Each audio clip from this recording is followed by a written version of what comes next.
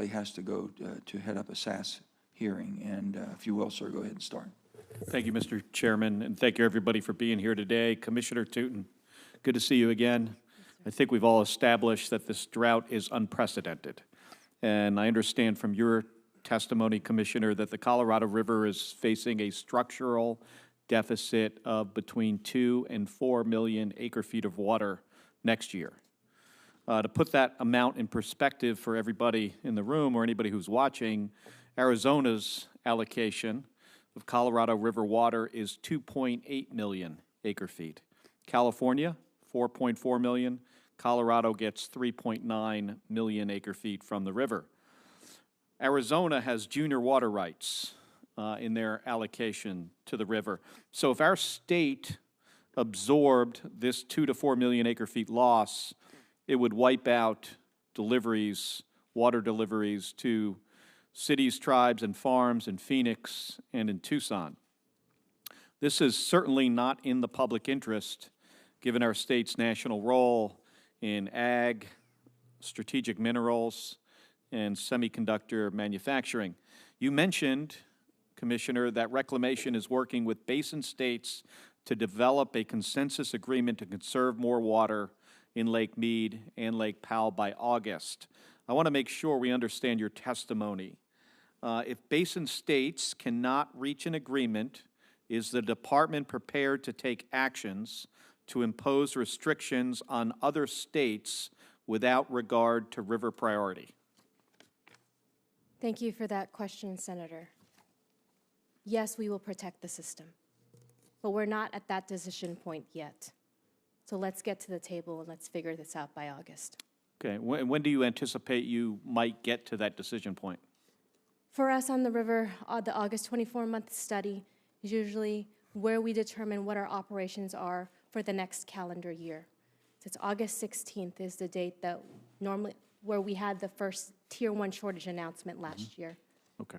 That's what we're working towards. All right, thank you. So Arizona has been leading the basin in conserving water to date. Farms have been fallowed, tribes are forgoing their full water rights allocations, cities are tightening their water budgets. We've worked to conserve nearly 850,000 acre-feet in the lower basin.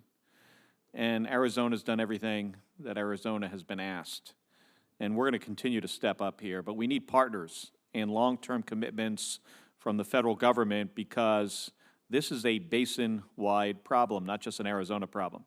We laid the groundwork for increasing conservation and augmentation in the bipartisan infrastructure bill that was passed, and we fully funded programs like the Drought Contingency Plan and the 500-plus plan to keep more water in Lake Mead. Commissioner Tootin, does California or the Upper Basin have a plan for how it will utilize resources under the Drought Contingency Plan?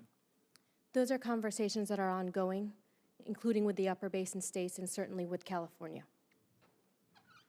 So you don't know if they currently have a plan? There is the Drought Relief Operations Act that the Upper Basin has, but could there be more system demand management? Yes. And will the administration be pushing Mexico to conserve more Colorado River water? That is a conversation we're having with our partners in Mexico. They're fully aware. We've briefed them in the way that we've briefed you on what we're seeing on the river. They are absolutely a partner here that we need to work with. And Commissioner, can the federal government move faster in deploying desalination and water recycling projects under the bipartisan infrastructure law? Yes, we will. Okay. And finally, and I might go over by 30 seconds, I hope that's okay, Mr. Chairman, based on your testimony, Arizona could see Tier 2 water curtailments as soon as next year. The first round of cutbacks last January hit farmers in central Arizona especially hard. And if we don't invest more in conservation, augmentation, and assistance to farmers, it could raise food prices at a time when food prices are at record highs. The White House Interagency Drought Task Force recently called for a whole-of-government response. Does Reclamation have a cost estimate for the resources needed to mitigate future year shortages? That is something that we're talking about now, especially with the scale of what we're looking at and the magnitude of actions we need to take. But what I will say, Senator, is I'll spend the bipartisan infrastructure law money to make sure that we're meeting the goals as Congress intended, but also to provide sustainability in the West. Okay, and when you get that cost estimate, can you get it to Absolutely, my, Senator.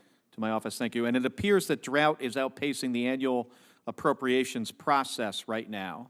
So it's faster than we're appropriating the money to deal with it. Could you get back to me on how reclamation might benefit if Congress expanded the Stafford Act for drought?